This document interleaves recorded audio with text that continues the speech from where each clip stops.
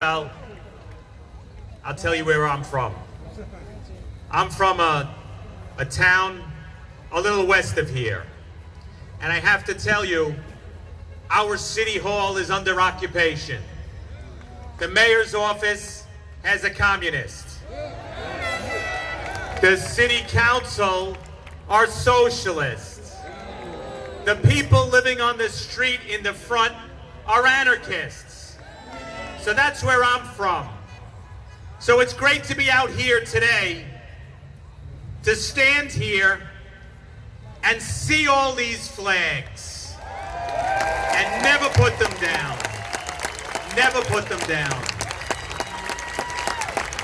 You know, as Jimmy said, I've been a cop for 36 years. And in our business, you know, you have your hills and you have your valleys. And you know that we've gone through difficult times. But I have to tell you this.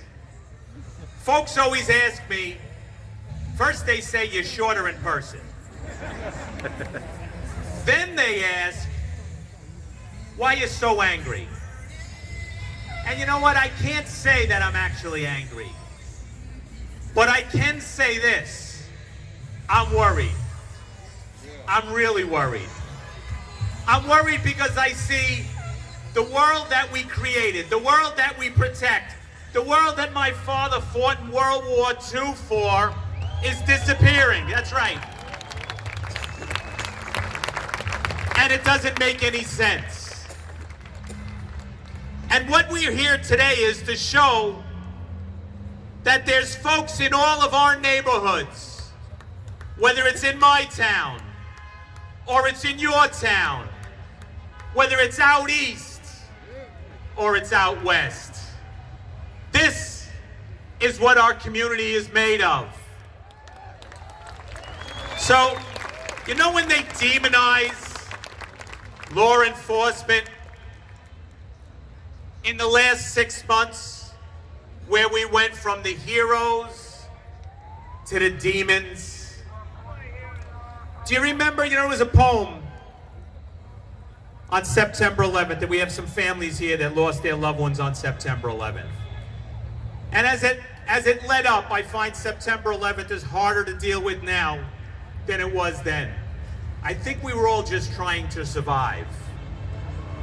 But as I caught up on Facebook and stuff, there was a poem there that it just was titled September 12th. And I'll be honest, I kept skimming over it. And recently I read it. And what it said basically is, I miss September 12th. They miss September 12th because after September 11th, the world stood up. The world united. They applauded on 12th Avenue when we were coming out of Ground Zero. Now, it wasn't just New York City police officers. It wasn't just our firefighters.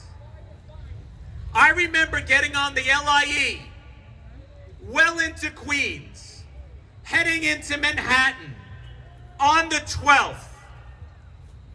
And I thought some guys were lost. At one exit, there was a Suffolk County radio car. At the next exit, there was a Nassau County radio car. And then what I realized, I think I was in a daze, I realized that they were heading to Ground Zero. They weren't lost. They knew exactly where they were. They knew exactly what they needed to do. They were in a war. They were attacked. We were attacked. You were attacked. And there were lines. There were lines of people buying flags. There were lines outside Ground Zero. As we walked in, there was a woman there that handed me a bologna sandwich.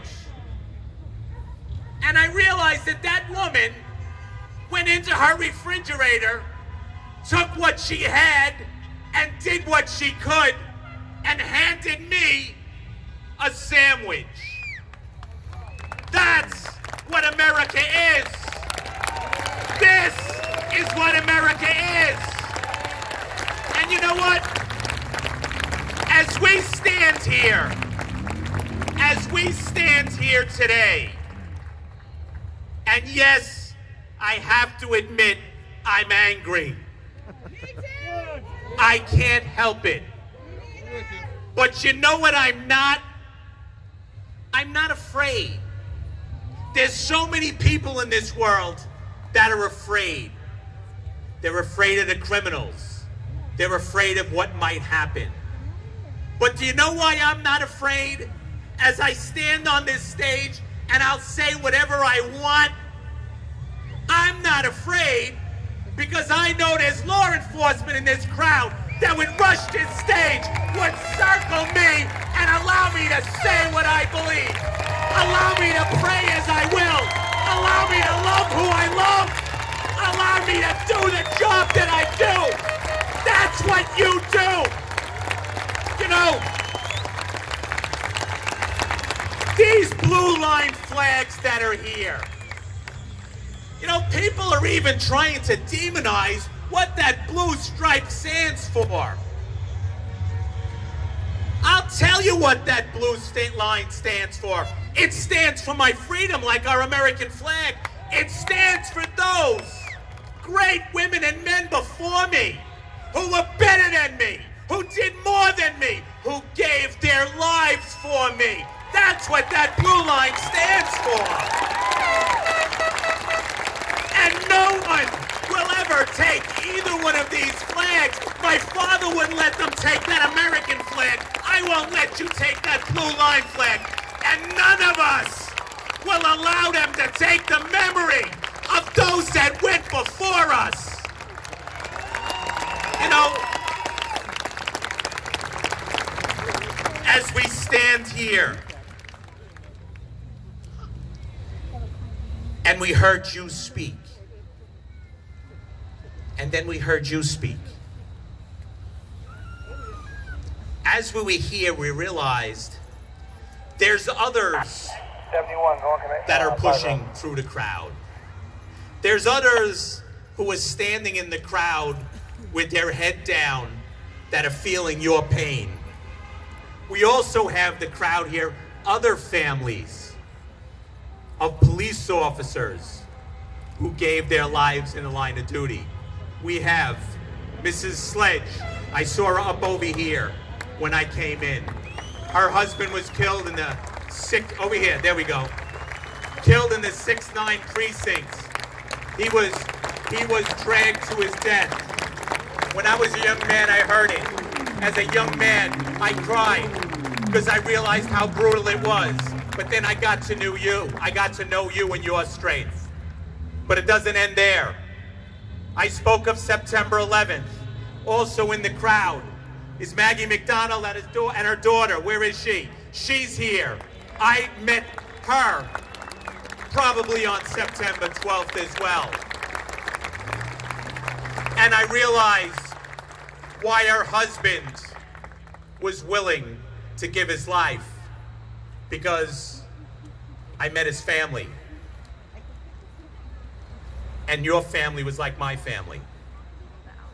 And also in the crowd here today is Patty Ann McDonald, whose husband Stephen, where are you? Whose husband Stephen gave his life, was shot in Central Park, and was paralyzed, and was an inspiration, not just to me, not just to you, but to children, to families, to the rich, to the poor, to our country. Stephen would come into a room and it got as quiet as it is now. And you didn't know whether you should feel good or you should feel bad. And then he'd point at you and tell you what you haven't done and what you need to do. He was family. And I realized what we're in front of is a true American hero. So, and I know there's other families here that I didn't run into. And I know there's families from other departments that I may not have met. But in the New York City Police Department and in law enforcement, there's a tradition that we do. And we're gonna do it now. Most of us are standing, some of you aren't. But when you announce a family member of a New York City police officer who gave their lives in the line of duty, just like our flag, we rise to our feet. Now rise to our feet. And we applaud.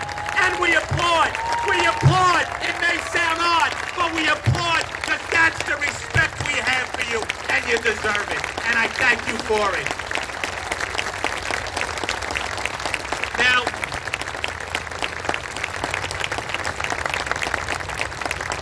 sit back down because someone will take a seat. Now, I don't want to go on. And there's so much we have to cover. And you know what? As we look out in this crowd, and I wish you were able to stand here and look out at you.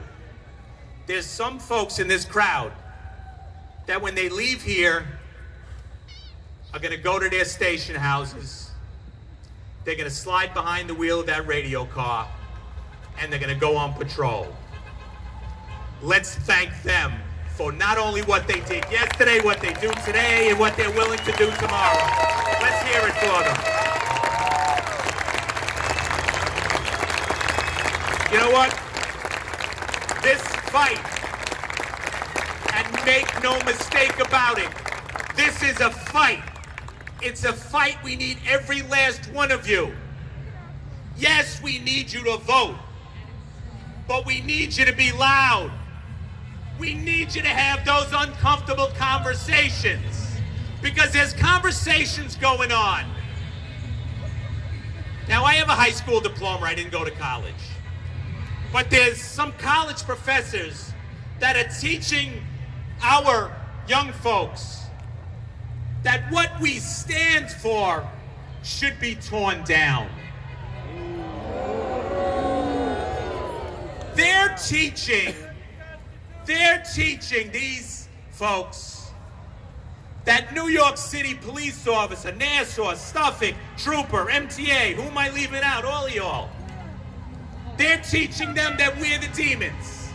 That when they dial 911 because they need help, that we caused the problem. That when we get there, they said, even though you called us, let's fight with them. So, yes, we have to vote, but we also have to get loud.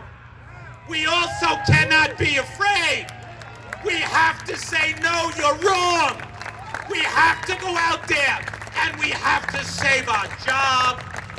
We have to save my city. We have to protect your town. And yes, we have to stand once again for what we stand for, our country. How many here are veterans? Raise your hand, make some noise. There you go. You know what? Let me tell you something. My job is to talk about the cops, and I'll never apologize for doing it. But the reason the cops can do what we do is because of you. I thank every one of our service members here today. So, think about it this way. Think about it this way. Yes, we have to vote. And we have to vote for the folks in these bold billboards all around us. Look, I'm a straight talker. It's so serious now. When was the last time you saw all of us on the same stage, endorsing the same people, saying the fight is on?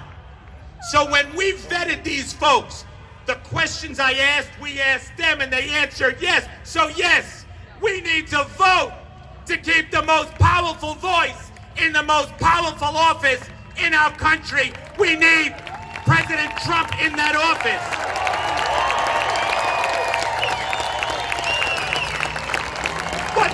tell you this.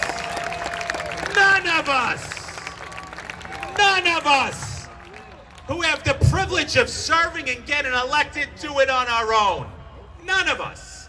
We like to think we do. Everyone else does the work, I take the credit. But in reality, every one of us knows it's the team that's with you that gets it done. That's if you run for the parish council in your church. That's if you're on the board of the VFW, or you're in the Knights of Columbus, or the Ancient Order of Hibernians. Every one of us needs the right people in the right spots. So, the folks that are gonna speak behind me today are the right folks for the right spots to help the right guy up in the White House. God bless each and every one of you. Woo!